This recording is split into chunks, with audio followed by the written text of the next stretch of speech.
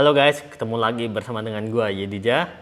Dalam video kali ini gue mau kasih sedikit pendapat gue tentang gimana waktu Apple itu saat itu launching produk terbarunya, yaitu prosesornya.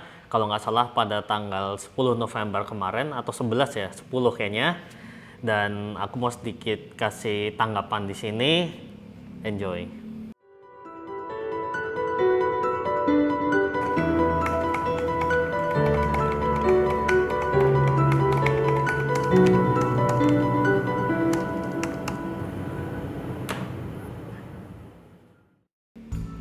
Nah, jadi Apple itu kemarin barusan launching yang namanya prosesor M1. Aku nggak tahu M itu singkatan dari apa, tapi mungkin adalah singkatan dari Mac. Jadi Mac One seperti itu. Tapi untuk memastikannya kalian bisa cari informasinya mungkin di internet. Jadi basically prosesor M1 ini itu menggunakan arsitektur ARM. Simpelnya arsitektur ARM itu digunakan oleh prosesor yang saat ini banyak digunakan di smartphone ataupun dalam tablet kalian. Jadi kalau kalian pakai iPhone, kalian pakai iPad, atau mungkin kalian pakai Android pun dengan prosesor Snapdragon, Qualcomm itu, atau dengan Kirin, atau dengan apapun itu, Mali dan sebagainya itu semuanya menggunakan arsitektur ARM. Yang aku tahu dia ini lebih hemat baterai karena dari segi energi itu lebih efisien. Jujur aja gue kaget banget sama presentasi Apple kemarin tentang prosesor M1 ini. Jadi kalau bisa dibilang gini, Apple itu kan udah kayak stuck gitu dengan prosesor Intelnya. Kalau kalian lihat dari tahun 2018, 2019 itu Apple mengeluarkan MacBook i9 waktu itu yang terkenal overheat parah itu. Selain ya mungkin ada masalah lain, tapi yang paling utama banget yaitu masalah overheatnya. Dan masalah overheat ini paling banyak dialami bahkan sampai sekarang yang 16 inch pun, karena ya namanya panas ini selalu menjadi halangan. Mungkin nggak cuman Apple ya, tapi laptop manapun. Makanya kalau kalian lihat tuh kayak laptop gaming itu kalian lihat dengan bodinya yang besar-besar, dengan kipas yang sampai seperti apa, mungkin di dalamnya ada heat pipe yang seperti apa. Jadi itu semua bertujuan buat mengurangi panas yang ada dalam laptop. Jadi memang panas itu adalah masalah utama seperti itu. Dan klaim yang dikatakan Apple yaitu simpelnya begini deh. Jadi kalau kalian lihat di dalam motherboardnya MacBook ini, itu tuh kan ada yang namanya prosesor, ada yang namanya VGA. Jadi chip prosesor, chip VGA, chip I/O itu input outputnya yang mengurusi kontrol USB data yang masuk keluarnya. Di situ ada RAM dan sebagainya. Itu dalam arsitektur ARM ini itu semua digabung menjadi satu chip. Jadi untuk processing datanya dari prosesor ke RAM, ke I/O, ke VGA itu semuanya menjadi lebih cepat, dan itu menimbulkan efisiensi tenaga.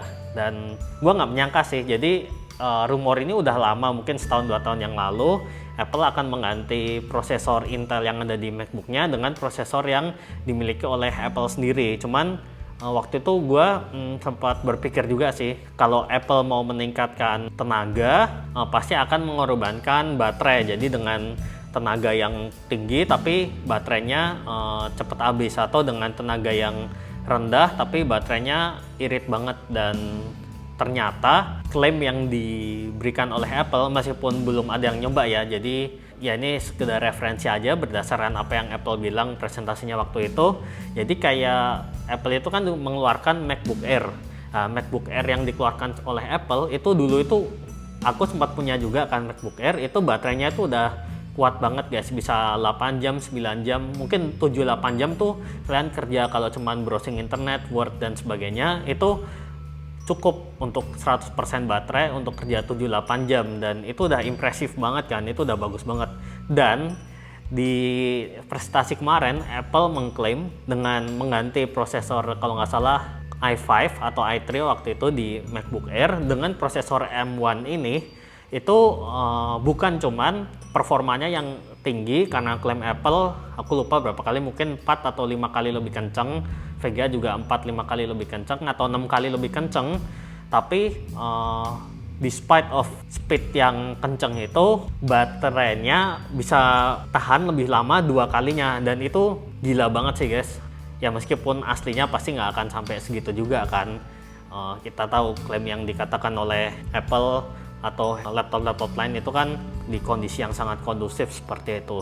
Dan ya gimana pun kenaikan 50-100% baterai ini itu sangat impresif banget sih, apalagi untuk MacBook Pro yang dengan casing yang lebih tebal, dikasih kipas yang lebih dingin prosesornya dan baterai yang lebih tebal juga. Itu klaim Apple menyampai 18 atau 20 jam kalau nggak salah untuk kerja biasa. Dan oke, mungkin penambahan prosesornya kalian bisa argue lah kalau misalkan apakah ini bisa main Crysis, apakah ini bisa main game-game berat atau melakukan Premiere apapun. Tapi ini adalah hal yang gue lihat dari Apple, yaitu kita bayangin deh dengan prosesor yang memiliki tenaga yang cukup. Aku nggak bilang ini kencang ya, karena banyak yang lebih kencang. Intel i9 mungkin lebih kencang dibanding prosesor M1 ini. Tapi dengan kekuatan segitu, baterai yang ada di dalam MacBook ini bisa tahan sampai 20 jam, 15 jam, 18 jam seperti itu. Nah, bayangkan aja kalau itu prosesor disuplai dengan power yang lebih gede lagi, dengan cooling system yang lebih bagus lagi, misalkan di desktop atau di MacBook Pro 16 inch atau di iMac seperti itu, yang dengan casing yang lebih besar, tentunya dengan airflow yang lebih bagus, mungkin ada heat pipe di sana. Itu bayangin aja itu sekuat apa prosesor yang udah di recharge seperti itu, jadi tidak ada batasan baterai lagi. Jadi Apple nggak perlu mempertimbangkan ini butuh laptopnya bisa sampai berapa belas jam. Mungkin dengan menambah power seperti itu, dengan mengorbankan sedikit baterai, itu aku lihat perkembangan Apple itu sangat pesat sekali sih. Dan terlepas dari itu semua, gue itu curious banget sih sama industrinya prosesor ke depan.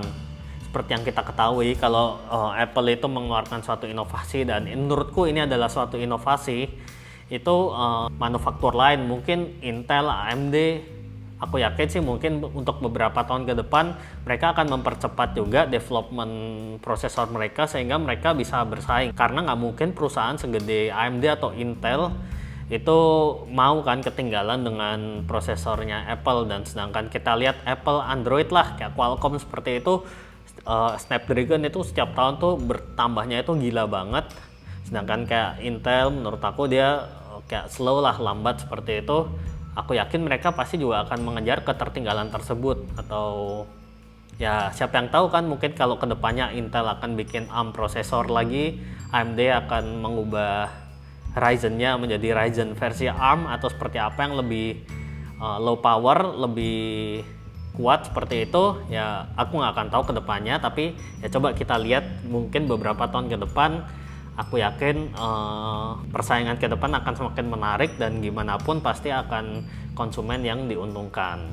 Jadi sekian dulu untuk early impression aku, dan untuk detailnya mungkin lebih baik kalian menunggu nanti udah ada barangnya atau reviewer yang udah pegang MacBook benerannya. Pasti mereka akan benchmark ini itu kelebihan kekurangan, dan aku yakin masih banyak kekurangan karena ini masih generasi pertama prosesornya. Dan untuk next video aku akan memaparkan ke kalian pandangan pribadi aku tentang apa efeknya perubahan Apple yang menggunakan Intel jadi menggunakan prosesor M ini.